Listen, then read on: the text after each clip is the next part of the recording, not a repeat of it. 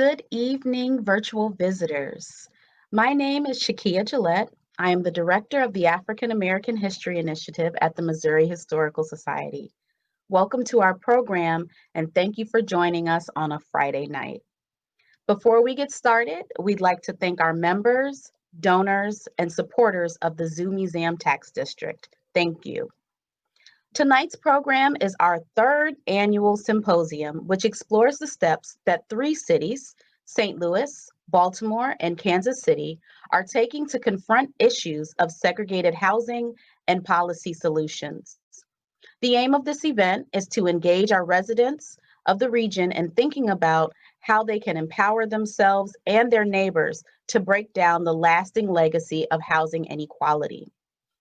Although this is the third year that we are conducting this symposium, this year looks very different. We realized that our panelists and the organizations that they are affiliated with had to pivot and address the needs of their communities that they serve in different ways. In addition to learning more about the organizations featured today, our panelists will share with us what they've been up to since last year's symposium and how each organization has navigated the effects of the current pandemic.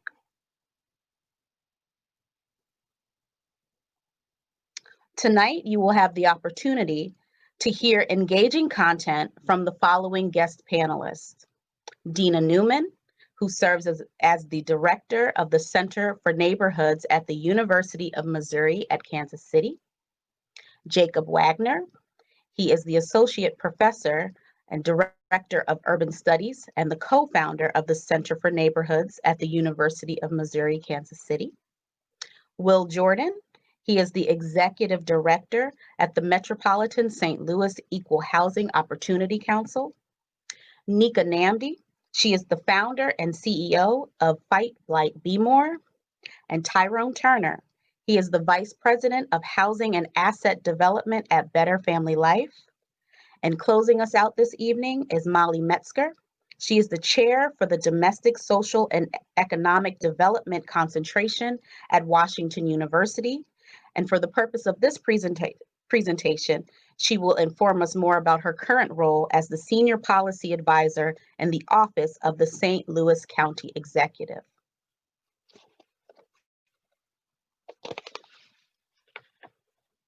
So just to give you some housekeeping information, tonight's program will run for about 90 minutes, which includes presentation from our panelists, a brief panel discussion, and a 15-minute Q&A. For your convenience, you can submit questions through the Q&A bar, which is located at the bottom of your toolbar. But in order to streamline this process, we would really appreciate that you hold your questions and ask questions at the end. We're going to try our very best to get all of them, but please know if we don't get to you, we will do whatever we can to answer them during the presentation, hopefully. So at this time, I am going to kick off the presentation and turn it over to our partners from Kansas City. So Dina and Jacob, are you ready? Absolutely. Thank you, Shakia. Wonderful. Thank you so much for that introduction. And we're going to share a little bit of the information from Kansas City. We're starting off here with a little bit of background on the Center for Neighborhoods. Next slide, please. The Center for Neighborhoods is based in the Department of Architecture, Urban Planning and Design at UMKC in the College of Arts and Sciences. And we were established in 2015 through the advocacy of Senator Shalon Kiki Curls of the 9th Senatorial District of Missouri. And we work with neighborhoods throughout Kansas City to lift up the voices of our neighborhood leaders here in Kansas City and to promote neighborhood capacity building and asset-based community development. Next slide. These are some of the great folks that we've had the opportunity to work with over the last 4 years. Dina and myself have worked with 8 different cohorts of leaders. We have usually a class in the fall and the spring, and that includes usually about 25 different neighborhood leaders from all over the city. Next slide. And our curriculum focuses on lifting up the assets of the neighborhoods that we work with, building their capacity to address the issues that they face. And we cannot do this work. Once we're talking about neighborhoods, we are already talking about race and segregation in Kansas City. Given the history of Kansas City, the history of redlining and racially biased real estate practices, it's basically impossible to talk about neighborhoods without also simultaneously talking about race, class, and other forms of inequality in our city. Next slide. We're very honored to do this work. We've been able to do the neighborhood leadership with 8 different cohorts, over 170 different neighborhood leaders from 73 unique organizations. And that pretty much was the basis of our work. To give you an idea of what it looks like, next slide, you can see some of our graduates before COVID-19. This was our fall class. This time last year, we were completing cohort 7, and we had a great group, honestly. A super diverse group of folks, many different neighborhoods from all over the city, from north up by Blue Valley all the way down south to some of our more suburban neighborhoods. A great group, internationally very diverse, linguistically diverse, and this was life before COVID. We were hitting a stride and really, having a real solid interaction with these neighborhood leaders. Next slide. And in March, we had to pivot literally within a few weeks. The university shut down in March, and we had to figure out how to get cohort 8 from an in-person class to an online class in a matter of weeks. And these are the folks who made the jump with us. And I will say, I've heard a lot of talk about the digital divide.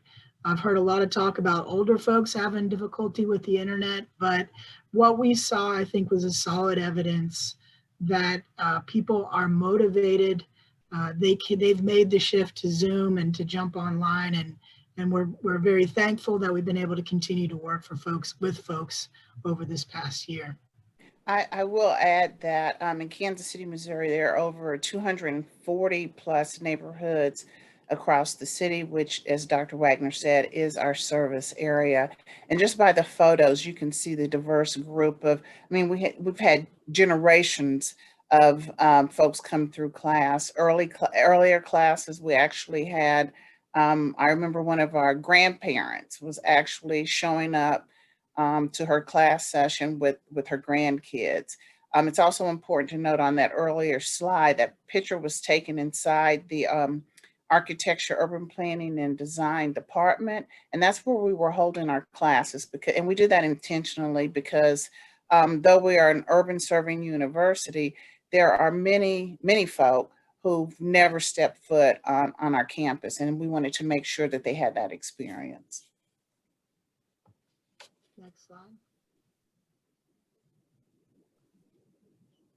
Around April, we pivoted towards what we called a socially connecting, physically distanced model, where we recognize that our neighborhood leaders, even more than before because of the situation with COVID, and that we had to figure out a way to continue to connect socially, even though we needed to be physically distant. And so this was the work that we shifted to.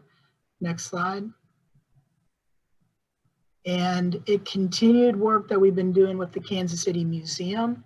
They're currently closed for renovation, and they've asked us to do work with the museum to bring the neighborhood experience into the museum and to make sure that the museum is community engaged in its processes, in its programs, and in its content. And so we've been an active partner over the last year with the neighborhoods, working together to generate the content for what is going to be a neighborhood gallery, a room within the museum dedicated to telling the full story of Kansas City's history. Next slide. And we've been honored to work with Anna Marie Tutera, who's the director of the museum, Paul Gutierrez, who's in charge of programs, and the team they put together, the educational team that is focused on programming. And one of the key components of this is restorative justice and restorative practices. We recognize the need to address existing inequalities and inequities and other forms of racial, sexual oppression in the city through our process of building the museum and understanding the programs and how they will affect our community. Clearly, history and the history of race in Kansas City and racial segregation is at the center of the story of the city. And so to be fully restorative and to address these inequalities, inequities, and the continuing impact of the past, we have to use restorative practices in this work. And so it's a work in progress. We are doing the work as we go. And this year has been especially intense for this work. Next slide. Dina, you want to? Sure. So the Power of the Moment series actually came about back in June when the country, actually the entire world, was actually feeling, seeing, and hearing what we as Black and Brown and Indigenous Americans have seen, felt, and heard and experienced for generations. The racial and the social inequities were put on full display, all in the middle of COVID-19. So we saw that opportunity as the power of the moment, if you will, to be able to provide the platform to promote truth, a deeper learning, authentic conversations, with the hope that truly this would be the springboard for actionable, sustainable, and positive change that would take places in, for, and with our community. So we actually had 4 sessions. The first session was with our Missouri state representatives. And that was at the bequest of our neighborhood leaders, who said during this time, we want to know what's happening with those in power and how they are listening to their constituents. So we had our Missouri state reps on for that first session. The second session that shows this flyer here was one of the most powerful, engaging sessions we had. It was in the company of Black men, a conversation moderated by Glenn North, who's the executive director of the Bruce R. Watkins Cultural Heritage Center. And this was so powerful because we muted everyone. We had folks not being shown on camera, and we just had to sit and listen for an hour and a half to this conversation. And it was extremely powerful. Later, we found out that some people were uncomfortable.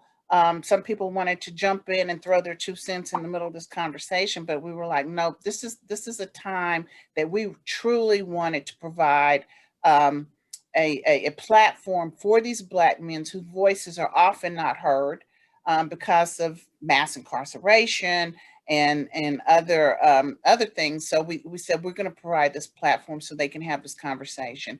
And it was candid, and it was raw, and it was emotional, and it was very, very powerful as they discussed the issues that were happening all in the middle of a global pandemic.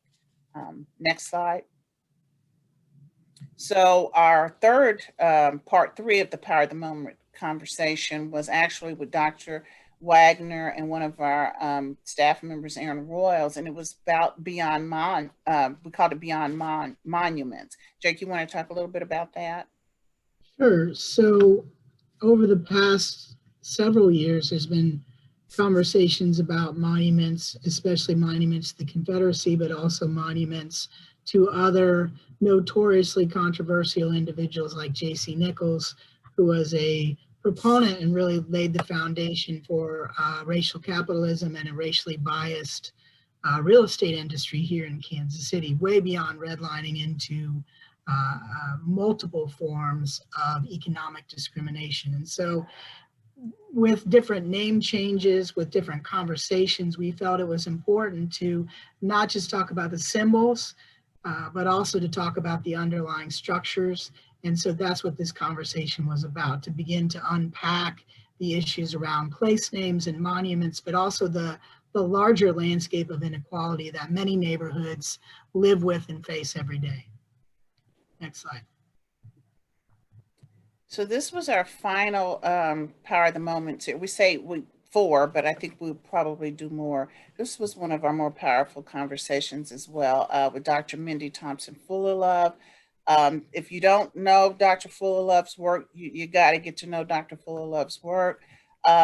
She has written several books, most notably Root Shock is one of her most powerful novels. And this new one out, Main Street, we had her come in and we asked her to look at how can we begin to heal? How can we look at similarities across the city, and how can we mend and have these conversations? Her book, How a City's Heart Connects Us All. It was a powerful conversation as we talked through, you know, the basis of Main Street, if you will, and the symbolism of Main Street. Just about every city has a Main Street. And yeah, we were able to have a great discussion about that. Jake, you want to add anything? Yeah, I would just say that Dr. Fuller-Love's work is both about diagnosing the challenges and the problems in American society in terms of race and racism, and the way that especially federal policies have disproportionately impacted Black neighborhoods and Black businesses and other communities of color as well. But the beautiful part about her work, she doesn't just stop there and talking about how we got here. She's thinking about where do we go from here, and how do we work together to put the city back together, and what does it mean for Black neighborhoods to have vibrant business districts? Again, how do we get there? And so her work is very inspirational. It's very meditative. It's kind of about taking a walk and getting to see the city on your own 2 feet, and to experience the city and understand, okay, this is where we're working from. How do we build better places that reconnect all of us? So very powerful session, and she's always an inspiration. So we're honored to be able to work with her as well. Absolutely, absolutely. Next slide, please. And this is our neighborhood leaders over in the Blue Hills neighborhood, not too far from our offices here on Troost. And you have Miss Linda Brown there on the left with the hat in her hand, and she is the neighborhood president and has worked with us. And if you check out our website and look into some of the videos we've produced to feature neighborhood leaders, Miss Linda Brown is on there. We also have Miss Kesey Milligan, who is another up-and-coming neighborhood leader and a graduate of our urban studies program. And they're breaking ground just last month on a new park and public space in their neighborhood, and obviously in the middle of this pandemic. And so this is very much what our year has been about. How do we continue the work, supporting our neighborhood leaders and helping them continue their work at the neighborhood level to transform the space of the city, to make the city and neighborhoods a better place, and bringing people together. And so we are very honored and privileged to work with this group from Blue Hills, and very excited to see them transform their neighborhood and not get slowed down or stopped by this pandemic. Absolutely. Dina? Well, you wrapped it up there. I just want to say that, you know, we continually see our neighborhoods pivot and adjust to the situation. And it's just been wonderful that we've been able to play a part to help them along the way, to help them tell their story. So as Jake said, it is truly an honor and a privilege to be able to work with our many neighborhood associations here in Kansas City. Thank you so much, Jacob and Dina. You're welcome. This is how you can find out more information about Jacob and Dina and everything that they are doing at UMKC. So please take down this information, and we are going to move to our next panelist.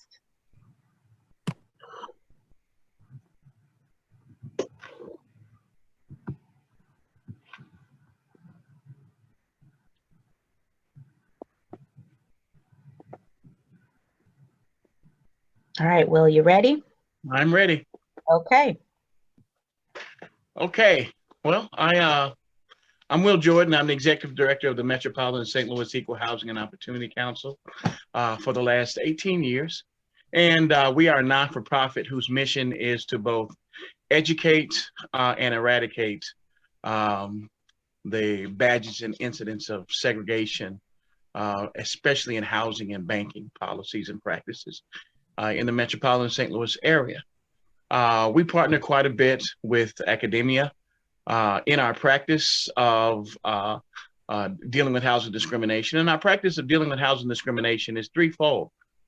We have our educational arm, where we talk to everything from every industry, real estate agents and um, um, managers of rental property and government officials and police departments and about fair housing law that was passed in 1966 in the wake of 1965 in the wake of the assassination of Dr. Martin Luther King, which is really important in our country. And to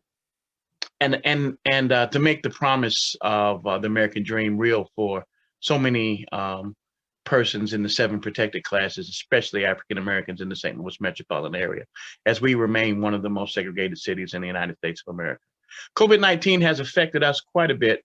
Oh, I didn't tell you all the 3 arms. So that was 1 is education. 2 is enforcement. We are a private law enforcement agency. Most people don't know that, but we are commissioned by the United States Department of Housing and Urban Development to conduct the testing program on their behalf to find out where discrimination is happening on behalf of people who are more vulnerable, who may or may not be able to detect or to deal with the discrimination.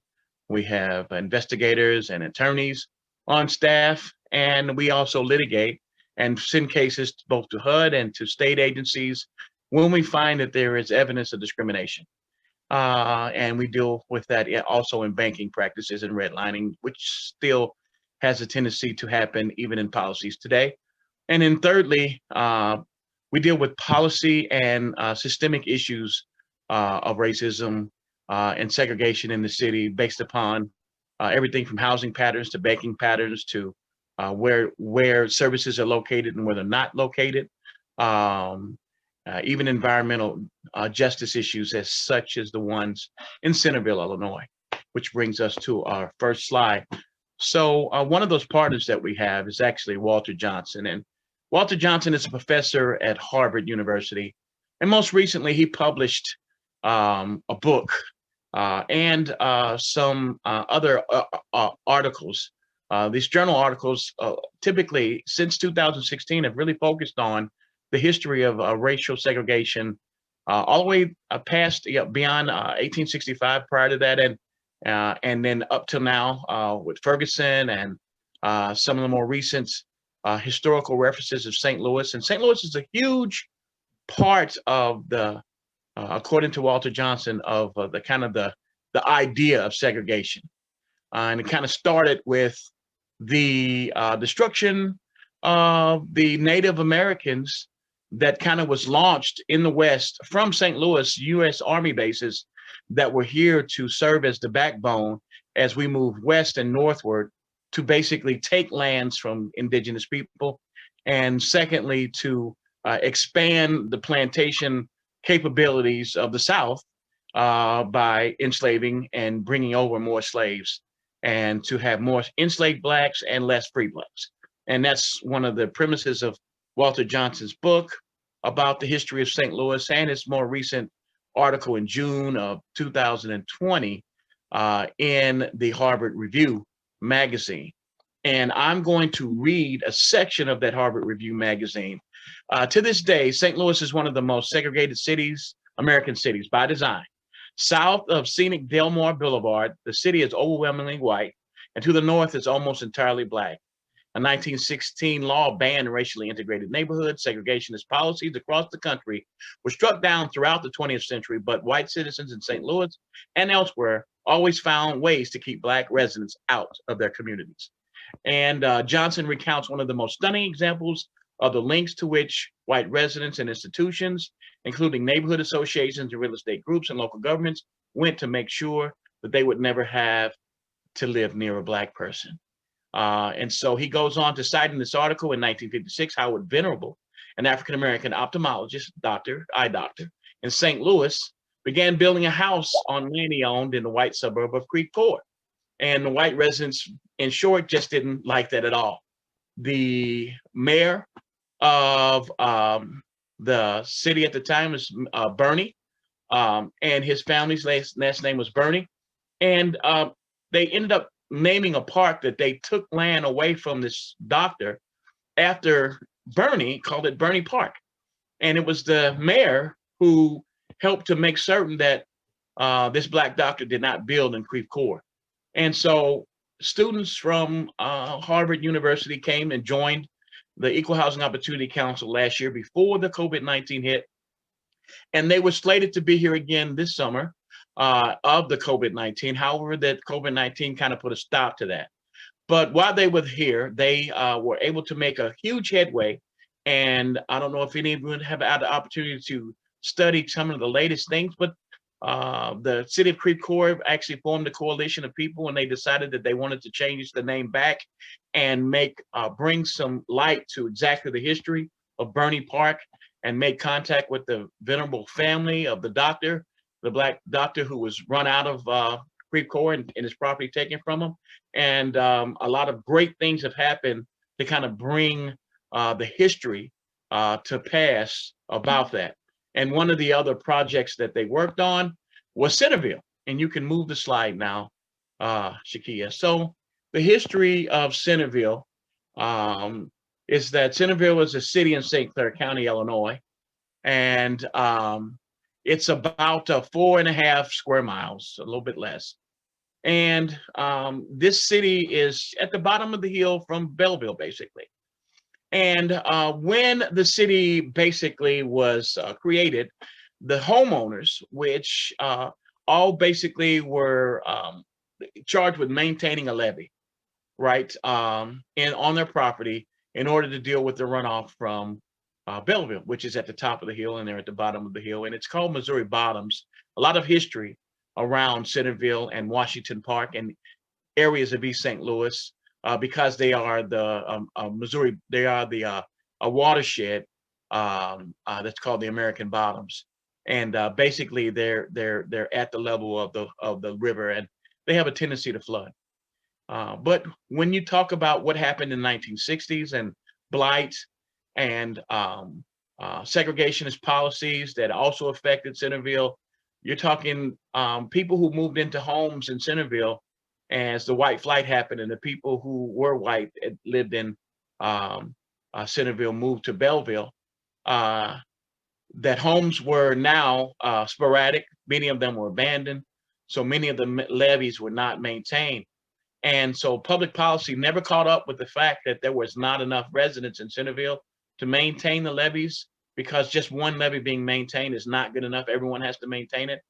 But so we're talking years going forward from, say, 1972 to today, where there's been no maintenance of these levees in these abandoned properties, but yet there's still numerous families that live there more sporadically than when it was originally built. You can move to the next slide.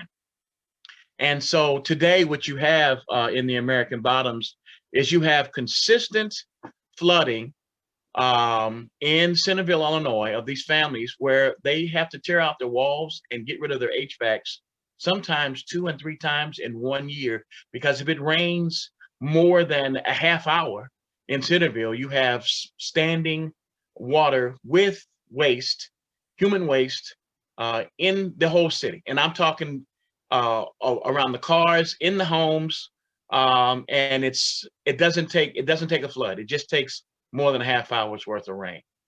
It's pretty horrible. And when our organization, along with Equity Legal Services, led by Nicole Nelson, found out about it, they started to represent, you can move to the next slide, several clients. Walter Bird was one of her clients, and they started doing water testing. They said not even the dogs drink the water. If a dog won't drink the water, there's really something wrong. They can't even grow tomatoes on their property. Now they're doing soil testing there. And we most recently, along with Equity Legal Services, got several grants to help to find ways to complete services that Walter Johnson and his students from Harvard began to do. And that was soil testing in conjunction with Washington University and UMSL here and SIU Edwardsville here in St. Louis and the Metro East as well, to start to find out exactly what levels we were dealing with respect to soil contamination, water contamination, and all of the runoff from the flooded sewage that is seeping into the homes and into the streets on a regular basis. And we made a lot of headway with Walter Johnson students. And as one of their second projects, along with the Venerable Park in St. Louis, kind of bringing light to that. And you can move to the next slide as well. And so the problem turns out that pumps and pump stations that were designed to keep the water out in lieu of the levee never worked. So they needed more pumps, and we were able to get some money for individual pumps, but it still is not enough when there's more than a half hour of rain. And so the sewage backup is horrible. They can't even grow tomatoes on the property. I don't know if you guys know anything about tomatoes and growing on land, but tomatoes is one of the things that grows anywhere. And if a tomato won't grow on your property, you got a problem. But they can't even grow tomatoes. But so the residents are often told that there's nowhere to pump the excess sewage in the water and the stormwater because the sewers are full. And so it became obvious to us that there was going to have to be some money spent on behalf of the state, on behalf of the city of Centerville, on behalf of the residents who pay higher utility services than anyone in the Metro East, more than East St. Louis, more than Belleville, Centerville. They pay a tremendous amount of sewage, of their money for sewer, and they have no sewer service. So exactly how does that work? Well, it's going to work by a lawsuit. That's exactly the way it's working right now. So several lawsuits have been filed with our organization as well as Equity Legal Services. And the Tammy Ducksworth's office has gotten involved, and they are moving forward in the city of Centerville with understanding that this is not going away. And the residents of Centerville have actually organized themselves and are about to become a 501c3 themselves so that they can have their own voice, so that people from the outside don't always dictate to them exactly what the solution should be, that they can have more control and more of a voice for their own solutions rather than always having to depend on here today, gone tomorrow, different movements of people who kind of get moved by the heart about seeing their problem, but then they don't live there. So it doesn't matter to them. And so that's one of the biggest things that's happening right now in the city of Centerville. And it's made it worse with COVID because many of the meetings and the opportunities to get more residents involved and their voices to be heard, for them to come and vote on their incorporation so that they can start to attack the problem on a long-term basis rather than being dependent on outside organizations were hindered by COVID-19. And so many of the residents have had to get, like some funding to get some computers or up-to-date abilities on their cell phones to be able to join into meetings by Zoom. And they've been fairly successful for that. But, the residents of Centerville are probably more than 65% are over the age of 65 or over the age of 70. And so many of them still are just calling in by phone. And, of course, a meeting by phone where you can't really interact is not the same as a personal meeting. It's certainly not the same as being face-to-face with people on Zoom. So, so COVID has affected their ability to come together as people who are all affected by the problem. And so that's one of the things that's going on right now. We are going to have a conference. Our conference that we were going to have in April of this past year, of course, was canceled because of COVID. We were doing it in conjunction with the Missouri History Museum because history is exactly the very thing to diagnose all of the segregation and racist policies. We can't change them unless we understand where they came from. And public education and even secondary education and higher education does not do a good job in diagnosing why our cities look so segregated. But there is plenty of material, ergo the previous presentation, the doctor who did the writing of the book and about issues and his systemic issues in Kansas City. You can find these writings by Walter Johnson, by Matthew Desmond, who talks about evictions, by Richard Rothstein, who talks about kind of the policies of the United States government that help to move us towards this segregation and the way it looks right now, and encourage banks to redline and whatnot. And so that history is really important. And so our partnership with the History Museum is really important because hard conversations, especially in the midst of COVID-19, have to be had, because people start asking questions about, why do you need to direct resources to deal with this? These people are in this situation because they're just lazy and poor. No, that's not the case. But if you don't understand history, then you don't understand how this happened.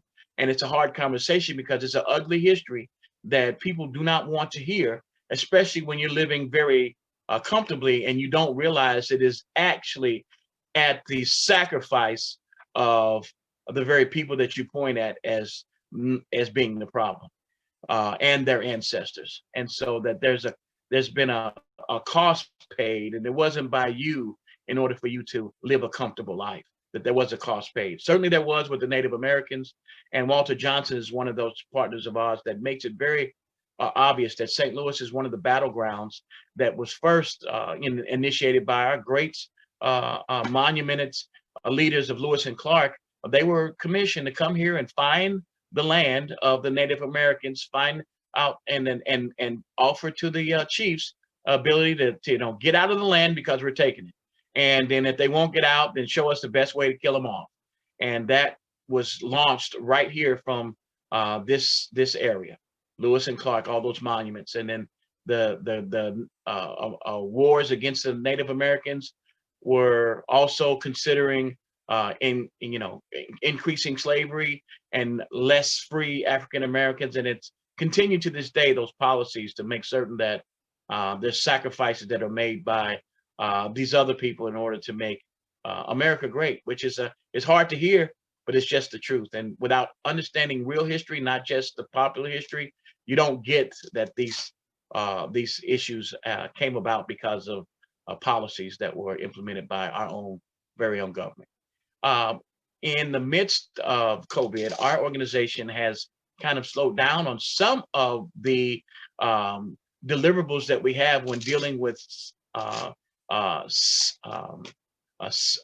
civil rights and housing, even though we still respond to that. But the crisis of eviction is so great right now that we have really spent our time hiring more attorneys and dealing with evictions, because before the 2007, 2008 housing crash, we were looking at increasing rates of home ownership in African American communities to build African American wealth, because that's where true equality comes from, is the building of wealth, not of the ceasing of incarceration, right? We don't just want to not be locked up. We want to have wealth and families that are building wealth. And so that was something that was a real achievable dream before 2007. And now we're looking at just trying to keep evictions off of records of African American women in the city of St. Louis and in Kansas City. And Matthew Desmond is one of those people we've had to come and speak before, and he's won a Pulitzer Prize for the work that he's done.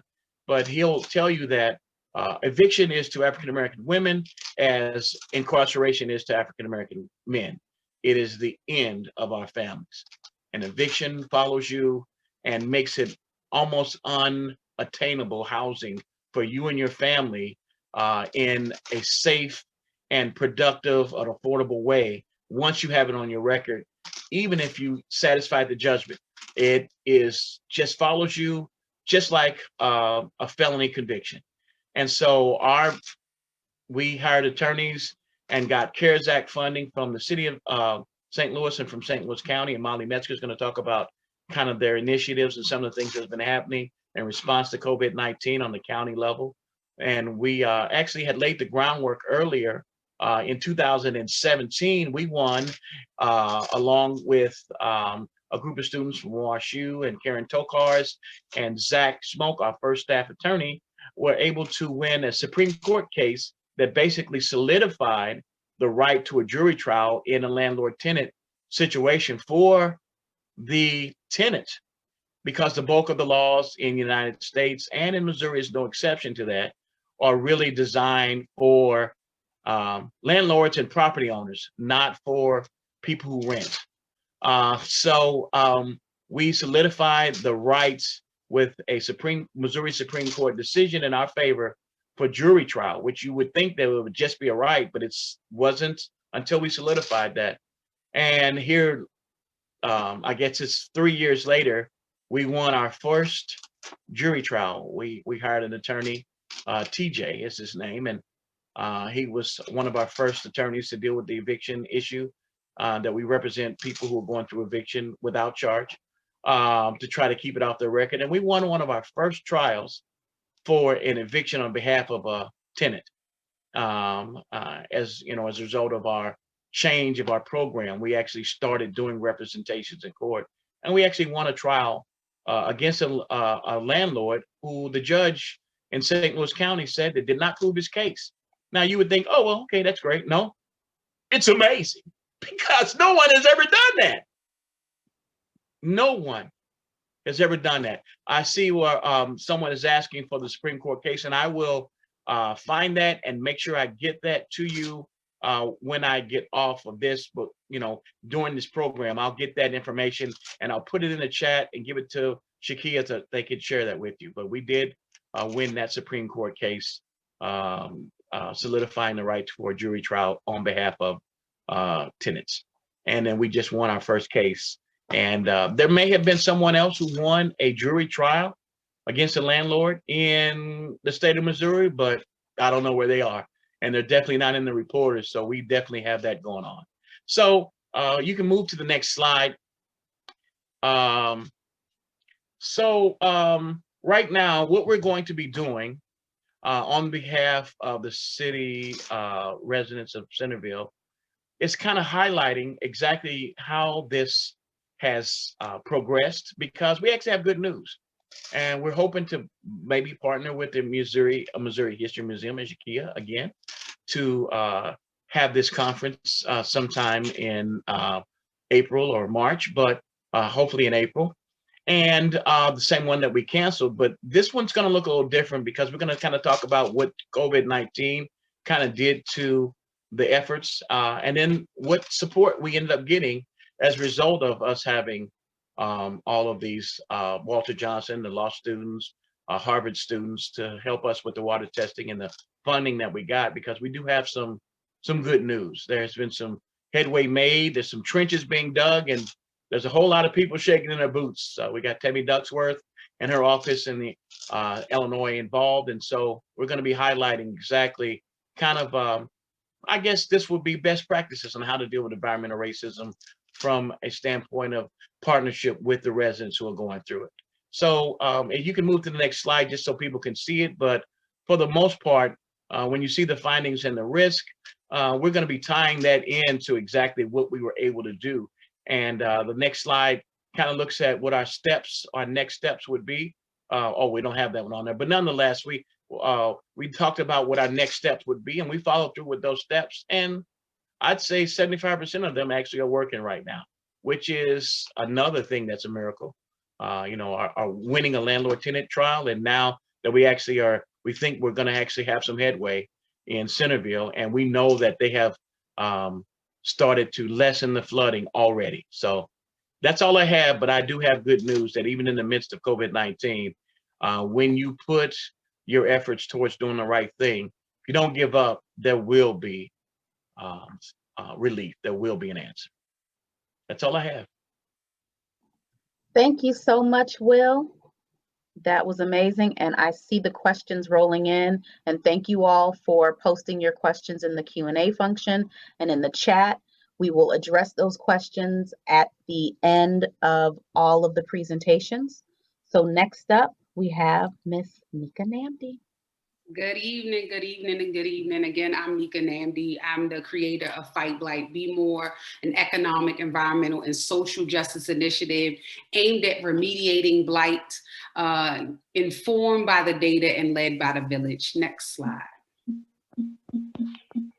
So, when we're talking about blight, we're talking about the presence of vacant, abandoned, dilapidated, and underutilized and misutilized properties in community. The first three are easily understood. The second two are a little bit more tricky, so I'll give you a quick and dirty on them.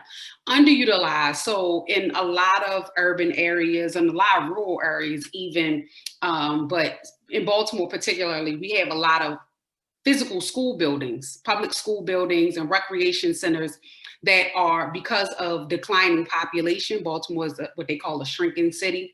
We've lost 20% of or more of our population from the high of 1.2 million people in 1955. And so we have a number of these buildings that are not being used. They're sitting, they are not bringing any kind of use or value into community. So those are underutilized facilities. That is a form of blight. And then the last form is misutilized. So you also notice oftentimes in Black communities, the presence of, and concentrations of liquor storefronts, right? So liquor stores or dry goods stores in storefronts that could be an insurance agency, could be a doctor's office, could be a coffee shop, could be a pet store, could serve any number of purposes, selling goods or providing service in community.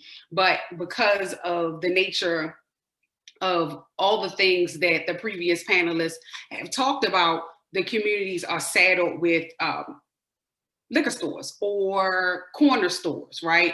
In Baltimore, we have a big problem with food apartheid. And so what has happened is a lot of folks are meeting their grocery needs in corner stores that do not provide access to healthy food options. So that is what misutilized is in terms of blight. Next slide.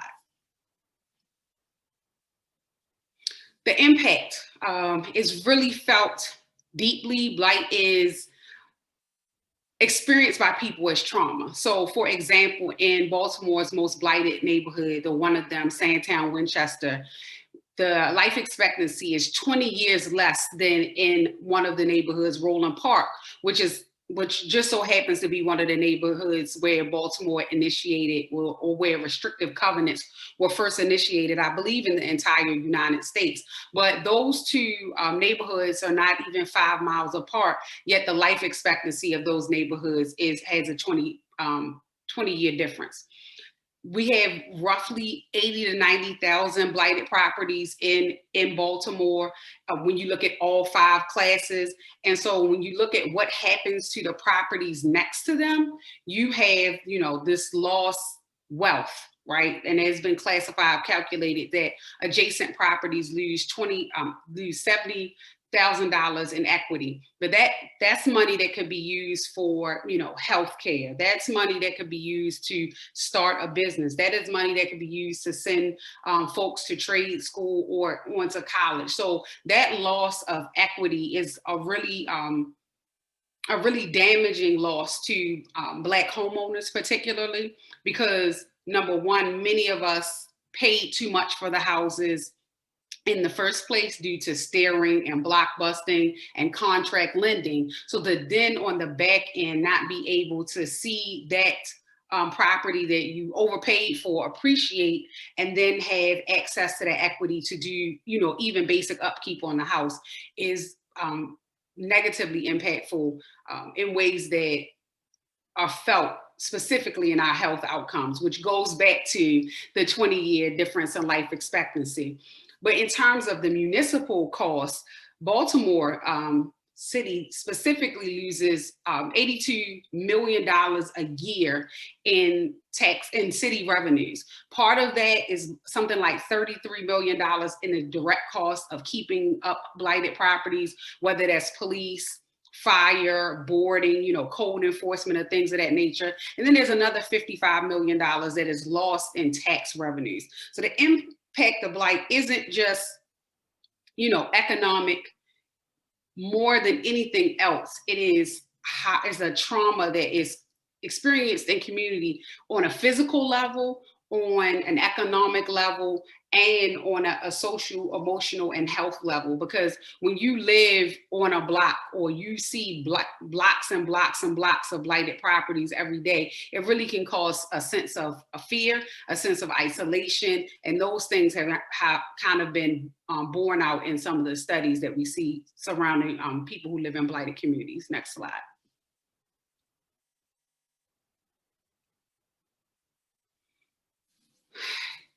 At the end of the day, the outcomes of all of the things that we know, whether it was Baltimore's segregation ordinance 620, which was the first housing segregation ordinance on the books in the entire United States, whether it was the restrictive covenants that were placed on deeds and properties in neighborhoods like Roland Park or Forest Park, whether it is block busting that happened in Edmondson Village and the contract lending that went along with it.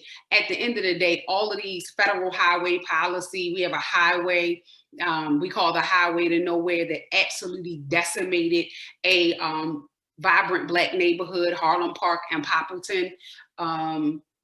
And the highway was never finished because when it was time for the highway to disrupt poor white folks in Southwest Baltimore, they were miraculously able to stop the progression of the highway. But the outcomes is explicitly, it destroys life and community continuity because people actually die as a result of blight. Baltimore has one of the highest rates of childhood asthma, something like 2 or 3 times the national average, and we do have asthma-related deaths. Blighted properties contain toxins that have the triggers for asthma. So when you look, there's something like $50 million been spent over the last 10 years on asthma care. That's destroying life. When you look at the erosion of property rights and responsibilities, if you really take a close look at the broken windows study, what it really indicates is that municipalities need to hold property owners responsible for the upkeep and care of their property, because when their properties are not in good condition, that erodes the social fabric in the larger community. But because property owners in the US oftentimes are white and oftentimes are men, there wasn't this desire to criminalize their being slumlords. Instead, broken windows was turned on its head and used to criminalize people who live in neighborhoods where the landlord or the landlords exactly didn't keep their properties or don't keep their properties in good and safe condition. And then the third piece is it damages generational wealth creation and transfer, because many folks who were able to pay off those contract loans or take advantage of some of the programs that came about in the 70s and 80s that allowed greater access to capital for Black folks to purchase homes, those families have now lost those homes because either the taxes, the tax assessments, which are notoriously too high in Black communities, cause elders who lived on fixed incomes to lose their properties, or the condition of the neighborhood made it prime for urban renewal. And so the properties were taken by condemnation, or we even have elders who are unable to get housing insurance, like homeowners insurance, because all of the adjacent properties are vacant, and that leaves them, in a situation where they also then cannot go and get, mortgage loans to fix up the property, right? To shore the property up, to protect it from the encroachment of the blighted properties. And so when those elders die, oftentimes those properties are lost. Sometimes the properties are lost via tax sale, which I'll talk about a little later, but the outcomes are really clear. Next slide. When we talk to people in community, right, when we talk, about what we're doing, and really our focus is threefold. One is to talk to people in community about what blight is and what its impact is. The second piece is a mobile app, which we'll talk about shortly. And the third piece is to really support and enable people in community to vision create and own Black spaces. But when we're talking to folks and we listen to the varying perspectives on what Blight is doing in community, these two comments jump out at me. I was talking to an elder, Dr. Coco, and she said, you know, if a child has to walk past 29 vacant houses on their way to school, they've already failed the first grade. And it's not because there's anything innately wrong with the child, but the conditions that the child faces in community, whether it's public education, in school buildings that are falling apart, or whether it is living in communities that are over police, whether it is living in houses that are that have lead, where they're being lead exposed, or living in communities where they don't have access to nutritious food, so then they're malnourished, or living in houses where the water has been turned off because the failing infrastructure in the city is such that, you know, we can't get an accurate count of how much water is actually being used, and thus you have, you know, inaccurate billing, which causes people to have their water turned off. So those conditions all make it such that it is difficult for children to learn, to grow, and to thrive. So that failure isn't about the child's innate ability. The failure is about the inability or the failure of society to create housing conditions and neighborhood conditions that support the development, healthy development of children. And the second is this one is a doozy. It's like, I'm from Baltimore, where fun turns into felonies quick. And that's indicative of the over policing that happens in the Black community, in the blighted communities, because in all honesty, most of the blighted communities in Baltimore are in predominantly Black neighborhoods. So when you look at how broken windows was used, right? And then how that was turned into, you know, criminalizing petty offenses or childhood offenses, whether it is, you know, throwing rocks, or it's actually illegal in Baltimore for children to play in the street. So, you know, when we look at those kinds of criminalizations in communities that are also blighted, you can see how fun turn into felonies quick, and how that cycle of incarceration takes people out of the community again, which leads to more degradation of the physical structures, because there are less people in community, living in community, to take care of those structures. Next slide.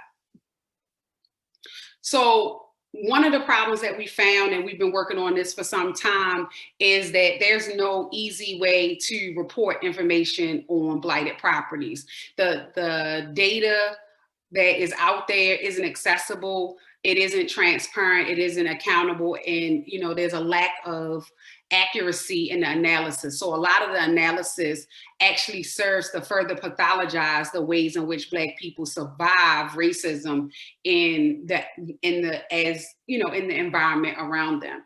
Next slide. So we've developed a mobile app that is it's an analytic platform that takes data and information from a number of disparate sources.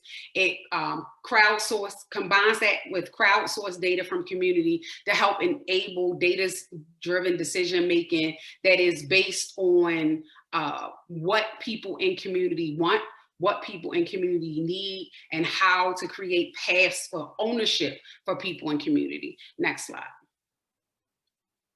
And so one of the things, pivots that we've taken during COVID is we recognize that in Baltimore, basically, if you don't, and in many other jurisdictions, but if you don't pay your property taxes, the city creates a lien and then sells those liens.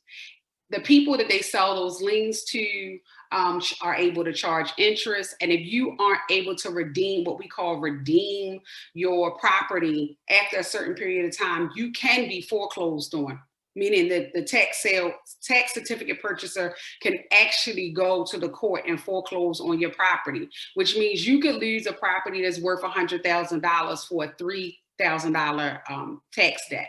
Up until recently, you also could lose your property to water bill, right? And given that Baltimore is currently under consent decree behind the failures of its water system, we don't think that's a good idea, and we're happy that legislation was passed to address that. But in any case, because of the economic strain that we knew COVID was going to cause, right? We started really looking at how COVID specifically, how the issues surrounding housing insecurity were going to play going forward. Next slide.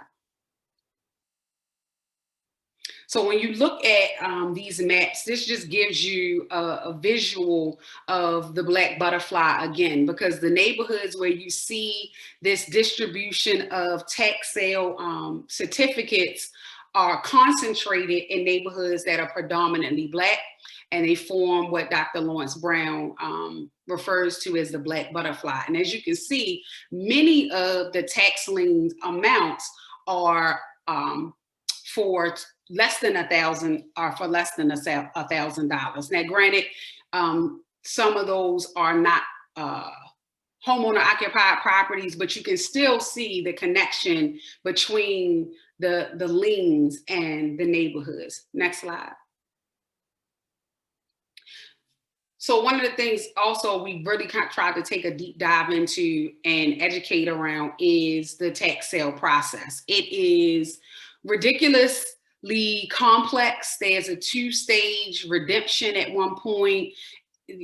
The homeowners are required to at one point pay the lawyer for the tax certificate purchaser. The tax certificate purchaser and the lawyer may be the same person.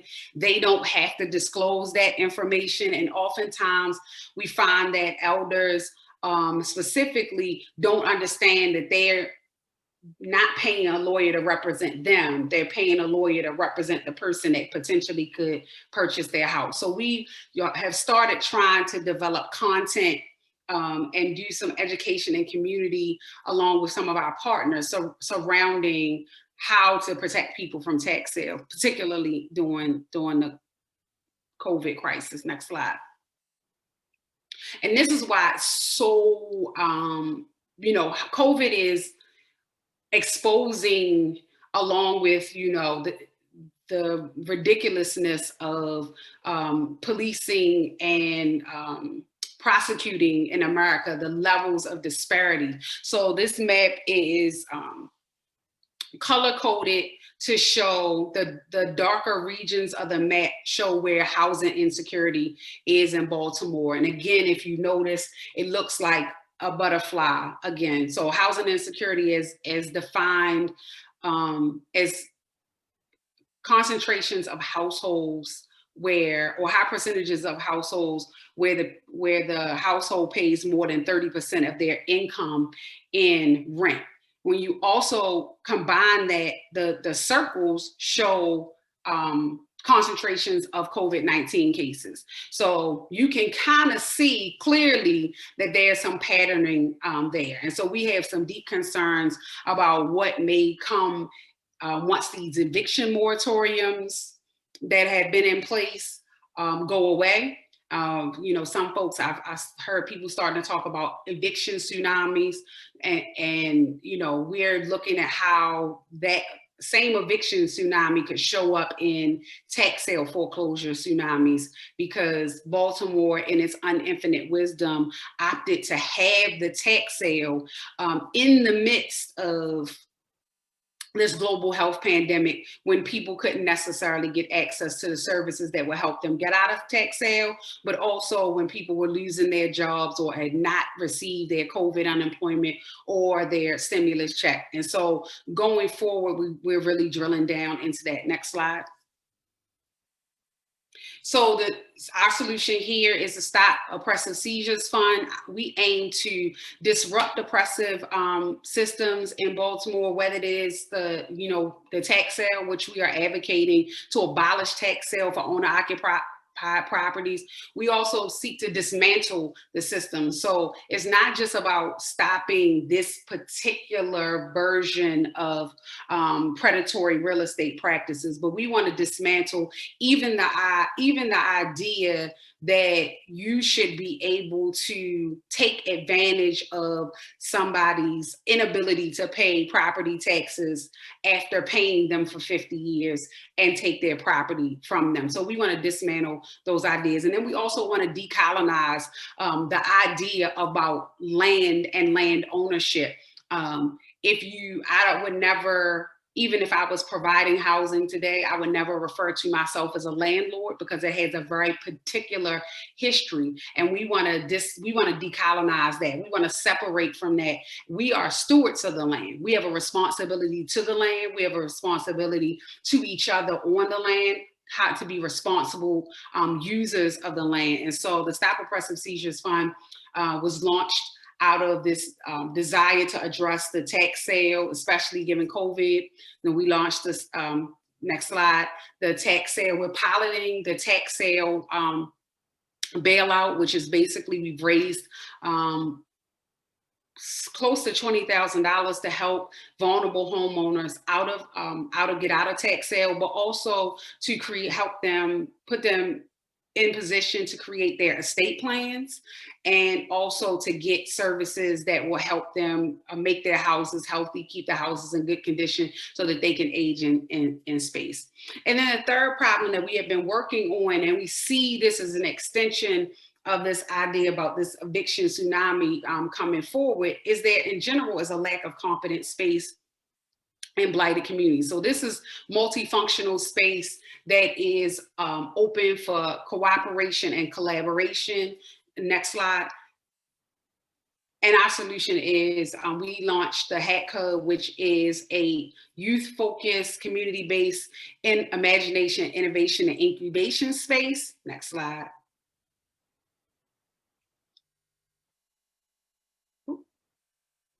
And this is our design. We work with the Neighborhood Design Center and community members and developers and our partners to come up with this idea. And basically it is a mixed use space, ground level innovation space, 2 micro apartments on the 2nd and 3rd floor, because we want to make sure that we're able in any space to provide some access to housing.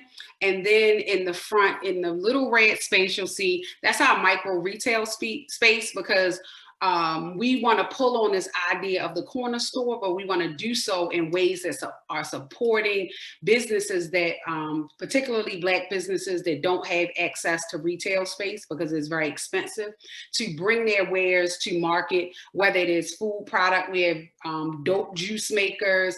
We have, folks making popcorn and spices and t-shirts and everything. We want them to be able to grow their businesses and be in community to do so. Next slide. Next slide. That's just another look at the dopeness. So we do everything in cooperation, in collaboration, and in community. And so these are just some of our partners. These are our partners for the app. Next slide.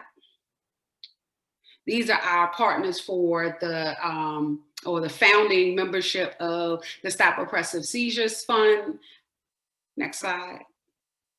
And finally, these are all our super dope community development partners.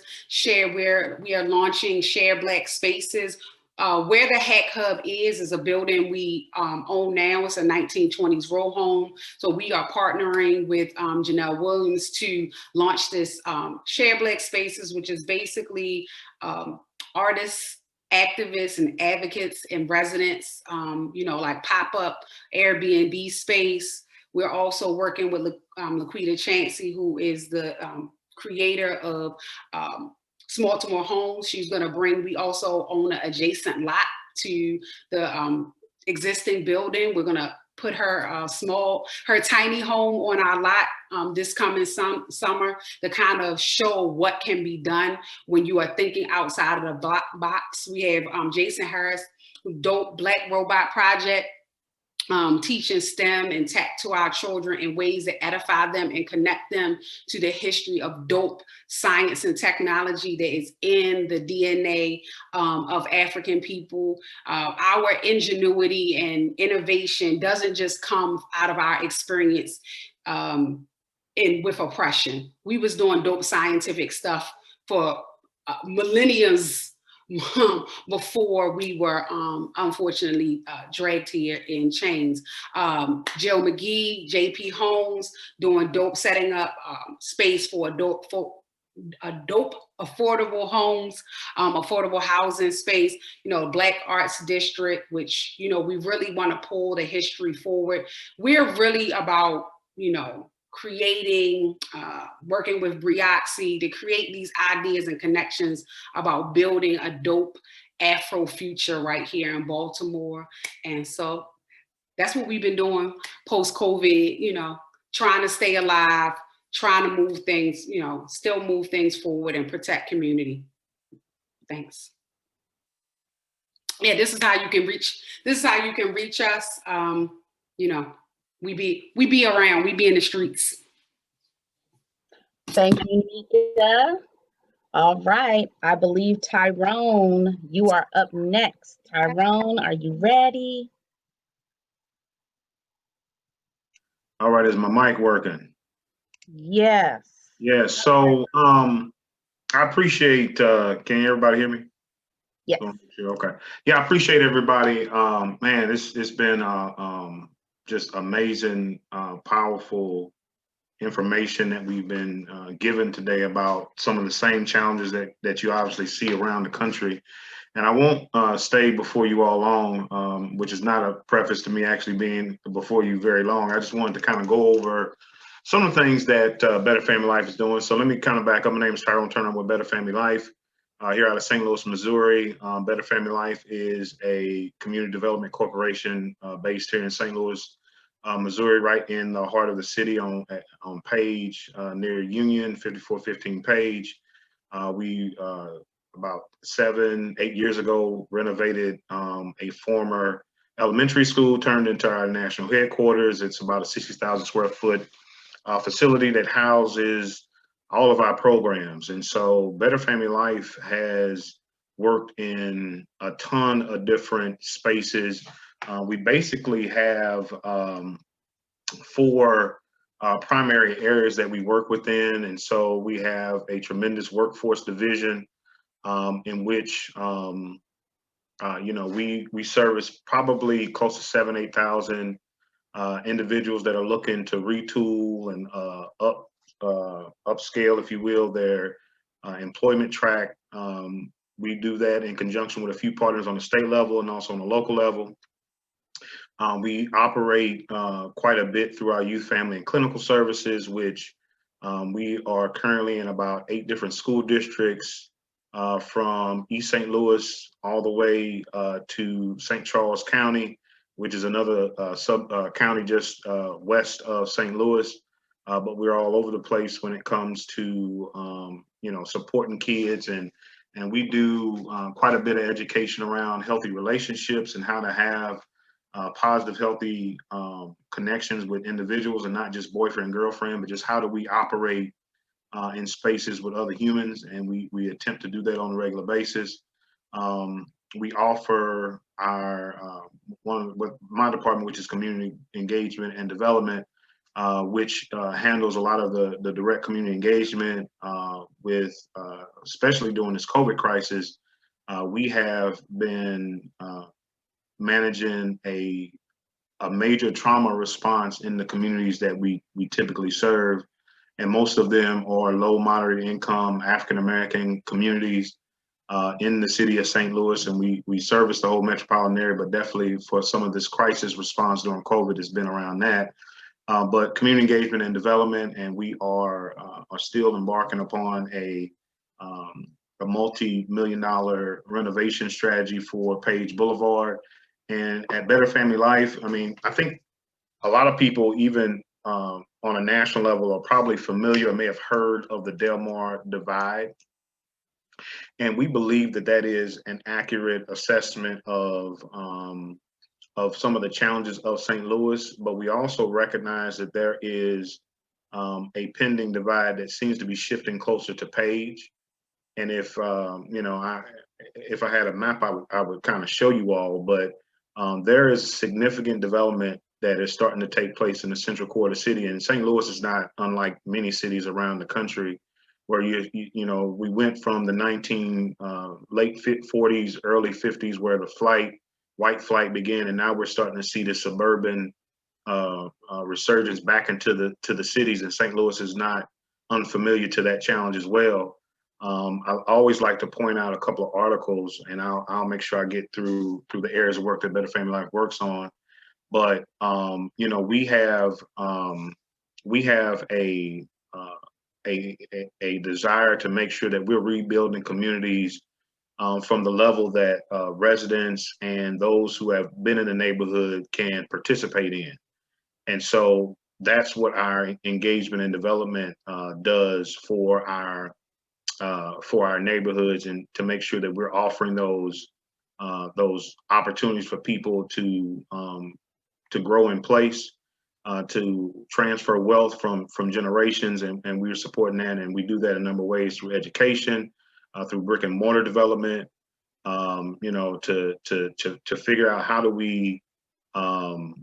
we figure out ways to make sure that we are supporting neighborhoods. One of our keystone projects over the last 3 years has been this concept around de-escalation centers, and staying off or attempting to address some of the challenges with gun violence here in the city, and not just gun violence, but violence and conflict in general. Here's some interesting statistics just to kind of talk a little bit about what we're facing here in St. Louis. Right now, as of today, and I just looked at the numbers before we jumped on here, we're at a space where 245 individuals' lives have been claimed by gun violence. And here are some of the more amazing statistics. Over 50% of the victims were 30 years of age and under. And what's even more startling is that 17 of the total were under 17 years of age. So we're talking about kids, who find themselves connected to or have become victims of gun violence. And even more startling is that nine of the suspects are minors. I mean, they're under the age of 17. We have a serious challenge, and a lot of this stuff has been related to everything that we've talked about tonight. That's why I said I won't be before you all long. We're facing a challenge in our school district. Our enrollment for school is down from an astronomical percentage. We were probably close to 115,000 in 1967, 116,000 students enrolled, and now we're less than 20,000 students currently enrolled in the school, which just reflects the vacancy and the neglect. We're talking about closing another 11 schools, most of which are in Black and brown, St. Louis Black communities, North City, St. Louis. And this is just a reflection of the redlining that Will discussed earlier, and some of the same effects that Nanika, we've talked about a ton of times. The vacancy that is replete in St. Louis is amazing. And one of the things, as I was looking at the numbers, is that there's probably 130,000 total parcels in the city of St. Louis, and nearly 25,000 are abandoned. That's an astounding number. But what's amazing is that many of these abandoned parcels are in North City, and North City is primarily African American, probably 95% African American, and you got nearly 13,000 parcels that are in and around the city of St. Louis that are privately owned. But to a previous point that was made, there are a bunch of homeowners that are probably having challenges from the city and other areas just because of covenants and statutes on the books that are creating challenges for people to transfer ownership from one generation to the next. And so what we're hoping to be able to do again with our work is to analyze what the residents want, have them be engaged in a in a planning process that takes into account some of the needs and not just, conduct investment to people, but with folks. I think, we've tried so many solutions. We're attempting to support a regeneration, a rebirth from the ground level, from the community level. COVID, and I'll wrap this up after these few couple of points here. COVID has been one of those challenges that just has revealed the depth of the dysfunction in our overall social systems here in the city of St. Louis, and I think it's done the same thing for around the country. We've seen a tremendous increase in our caseloads for folks who need assistance. We've been offering testing on site on a regular basis. And for the most part, they've been not sold out, but they've been well attended where all of the kits have been utilized for testing. There's been a amazing increase in food insecurity. We've probably served close to 20,000 meals over the last 6 months, trying to support people and families with quality food, some of which we've taken on our own, some of which we've worked with partners. But overall, we just have had a tremendous challenge dealing with COVID. And I was asked a while back, has COVID influenced the spike in violence? And I'm not saying that it's not a contributing factor, but we're just exposing, these some of the years and decades and centuries, to be honest, of challenges that we refuse to address head on. Violence in these communities was a seed that was planted a long time ago, consciously by folks who perpetuated segregation, perpetuated and implemented slavery at some point. And so now we're experiencing a lot of the fallout from those practices. And so, what I hope to be able to do, and what we can do through conversations like this, is bring some awareness to folks. I think there's been a tremendous amount of awareness, but really just to put the full scope of the challenge into perspective, and realize this is a long-term game that's going to require sacrifice on everybody's behalf. I like the idea of decolonializing so many of the challenges that I think have been embedded in our subconscious and our psyche. I'm trying to remember, I'm sure it was probably Anika that talked about literally, how policies basically indoctrinate our DNA to certain responses. And how do we get past that? And we have to recognize that those are real challenges. COVID has just only exacerbated what was already existing. I would not blame COVID, because we had a violent spike about 20 years ago, and COVID was not around then. So what was the rationale behind it? It's the policies and the practice, and we just have to get to a space where we're looking to really address these concerns head on, and be willing to invest in the solution. We have to have real investment. I read an article earlier this summer that talked about, there's, in the city of St. Louis, there's probably close to $4 billion of investment taking place. And as I look through all of the plans for upcoming investment, we're talking about maybe 200 million, maybe 250 million of investment in North City. And if we're going to if we're talking about segregation, that is the issue in and of itself. That is the full challenge. If you have $4 billion of investment, and I could be wrong, so I didn't break down the numbers, but even if it was just 1 billion in a city that has had challenges, that is what's perpetuating all of the challenges that we have. So I want us to be able to go ahead and get to the discussion part of this series, but I just wanted to make sure that we kind of talked a little bit about the work. We are excited to be a part of the community and supporting neighborhoods. I see us being able to build some really resilient communities, working together, and just taking ownership in our own responses to addressing this united challenge. I think we all represent this country. I think we all should have responsibility in making it a truly great space to live in. So I'm pretty much done. I want to prolong it because I can go on for a long time. So I don't want to do that. But Shakia, you can take it back over. But I appreciate everybody's time. Thank you, Tyrone. And when you were speaking about gun violence, I just wanted to take a moment to acknowledge Kristen Whitted, who died on I-70 earlier this week.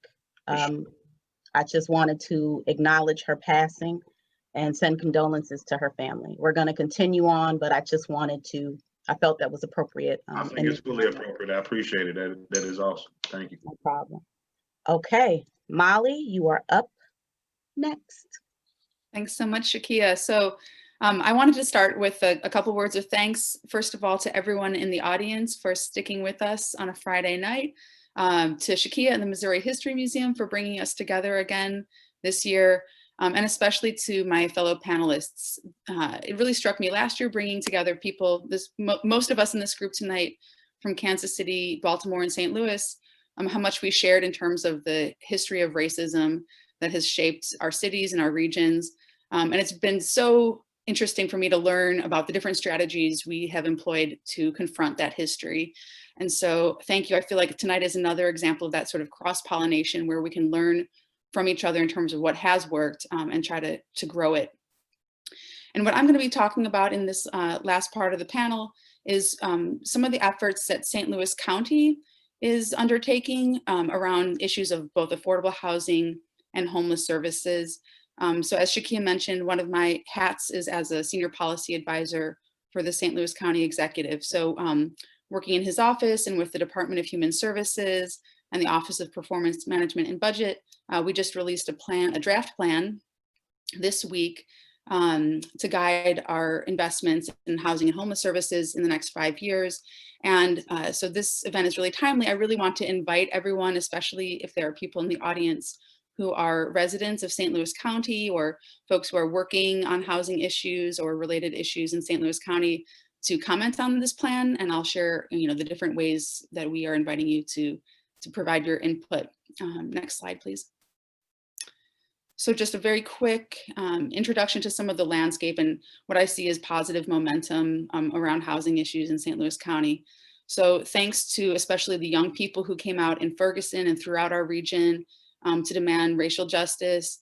Thanks to colleagues of mine like Jason Purnell and his work exposing the history of racism in housing in St. Louis, the Ford through Ferguson Commission.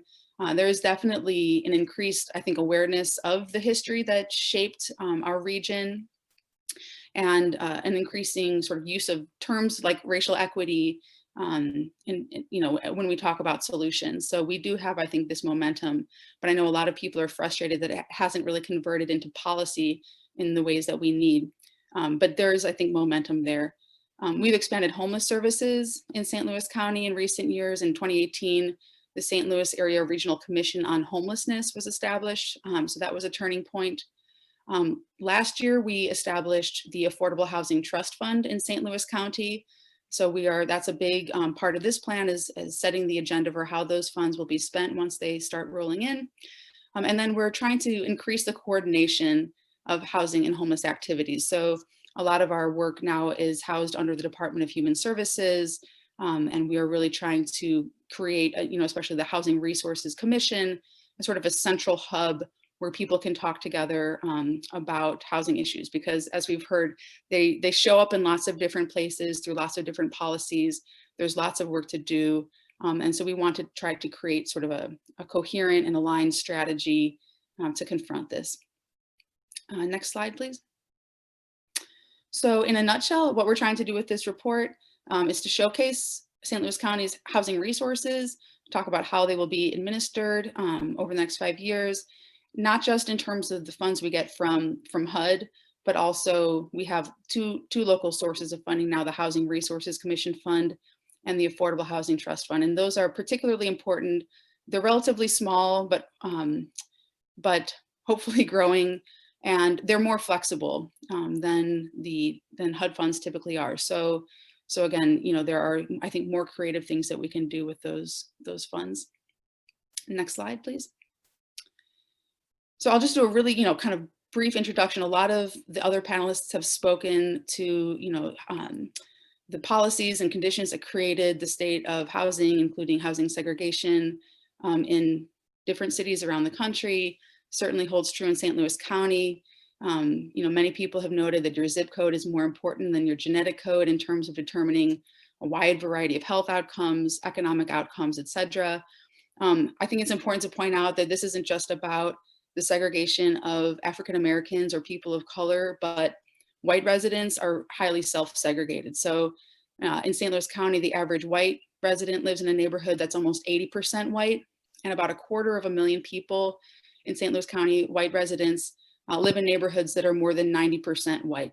So I think it's really important that we talk about these issues across communities, that these aren't only problems for communities of color, but that they are really holding back our entire region.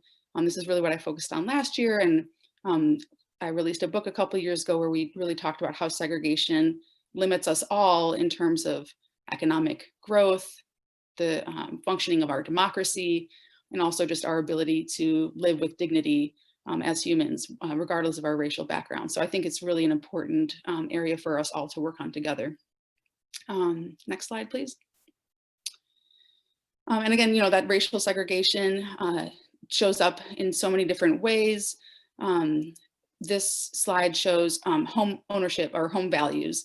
And so the lighter blue areas are lower home values, darker blue areas are higher home values. And so again, we see the effects of segregation manifesting themselves in intergenerational wealth, very much stratified by race. Next slide. Just a couple data points on housing instability and homelessness. So in St. Louis County, our eviction rate, which again has been mentioned by a couple other panelists, was 4%, and this is again in the pre-COVID era.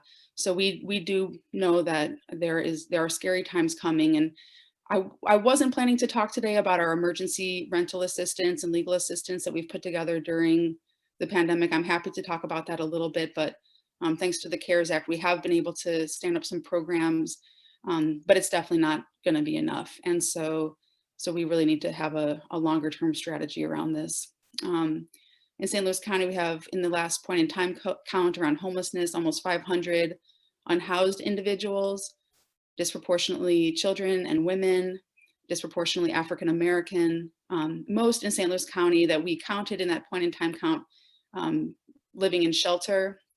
And again, homelessness disproportionately affects children. So especially in North County school districts. Next slide. So I'll move soon into the strategies. What we were trying to do here was, as some others on the panel have mentioned, be responsive and data informed, not necessarily data driven, but data informed, community led, collaborative, and employing a racial equity lens.